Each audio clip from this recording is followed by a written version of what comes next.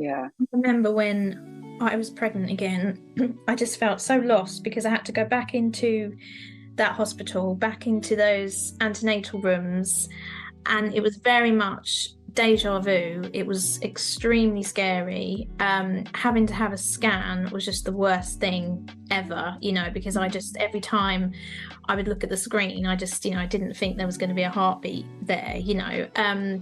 But you get yourself through that initial appointment, and then you walk away and you come home, and that's when all the trauma sort of comes out, and you think, how can I do this? How can I get through tomorrow? It's just so hard, and you never feel like you're going to bring a baby away at the end of the 9 months.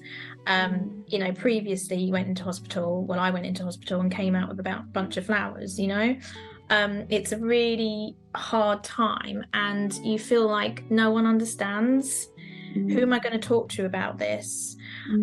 People want to talk to you about your next pregnancy because it's hope, and they want to be positive, and they're like, oh, you're pregnant again, this is really exciting, and they want to talk about this new baby. But for me personally, I didn't want to talk about the new baby because I just couldn't picture bringing them home again.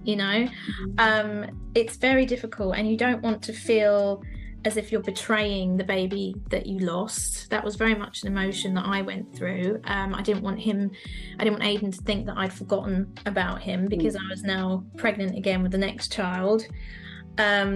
Grandparents might want to be getting excited, but you just can't. It's just a real mix of emotions, but it's also important to try and prepare yourself for the next pregnancy, because it was successful. I then had my son Tobiah, and then I'm like, oh my gosh, I've got a baby. What do I do now? So it's really important to have those conversations with someone who understands, because you do actually need to prepare yourself for when you do bring that baby home, because otherwise you can experience all sort of postnatal depression, etc.